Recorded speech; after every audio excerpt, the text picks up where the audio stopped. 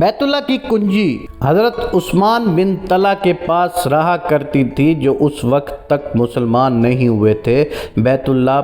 پیر اور جمعرات کے دن کھولا جاتا تھا۔ ایک مرتبہ حضور اکرم صلی اللہ علیہ وآلہ وسلم تشریف لائے اور حضرت عثمان بن طلحہ سے بیت اللہ کا دروازہ کھولنے کو فرمایا تو حضرت طلحہ نے دروازہ کھولنے سے انکار کر دیا۔ حضور اکرم صلی اللہ علیہ وآلہ وسلم نے فرمایا، اے عثمان، آج تم یہ دروازہ کھولنے سے انکار کر رہے ہو، ایک دن ایسا بھی آئے گا کہ بیت اللہ کی یہ کنجی میرے قبضے میں ہوگی اور میں جسے چاہوں گا یہ کنجی دوں گا۔ حضرت عثمان بن طلحہ نے کہا، کیا اس دن قوم قریش ہلاک ہو چکی ہوگی؟ پھر جب مکہ مکرمہ فتح ہوا اور سید الانبیاء حضرت محمد مصطفیٰ صلی اللہ علیہ وآلہ وسلم کسی جنگ و جدال کے بغیر مکہ مکرمہ میں فاتحانہ داخل ہوئے تو سب سے پہلے بیت اللہ میں تشریف لائے اور کلید برادر حضرت عثمان بن طلحہ سے کہا، لاؤ وہ کنجی میرے حوالے کر دو۔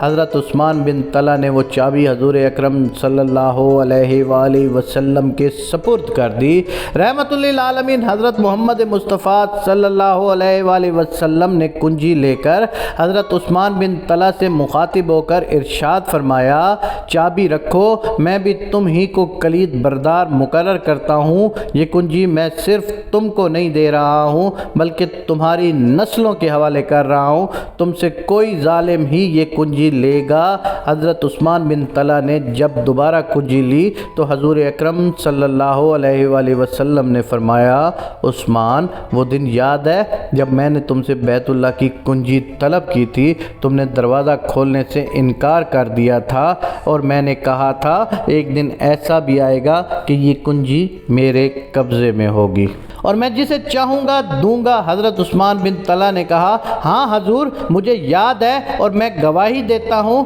کہ آپ اللہ کے سچے رسول ہیں۔ حضور اکرم صلی اللہ علیہ وآلہ وسلم کے چچا حضرت عباس بن عبد المطلب کی خواہش تھی کہ بیت اللہ کی چابی ان کو دے دی جائے تاکہ حاجیوں کو پانی پلانے کے ساتھ یہ ذمہ داری بھی ان کے خاندان یعنی بنو ہاشم کو دے دی جائے، مگر قربان جائیے رحمت للعالمین پر کہ آپ صلی اللہ علیہ وآلہ وسلم نے وہ کیا وہ اللہ تعالیٰ نے آپ کو دیا تھا۔ رسول اکرم صلی اللہ علیہ وآلہ وسلم نے اپنی زندگی میں ایک بھی کام ایسا سر انجام نہیں دیا جو اللہ کی قدرت کے خلاف ہو، جو اللہ کے احکامات کے خلاف ہو۔ اللہ کے محبوب تھے حضور اکرم صلی اللہ علیہ وآلہ وسلم، لیکن ان کا ہر قدم اللہ کی منشا اور رضا کے مطابق چلتا تھا۔ رسول اکرم صلی اللہ علیہ وآلہ وسلم اور ان کے اہل بیت نے کوئی ایک کام ایسا نہیں کیا جو اللہ کی طرف سے نہ کہا گیا ہو، بلکہ ان کا سانس لینا، بلکہ ان کا قدم لینا،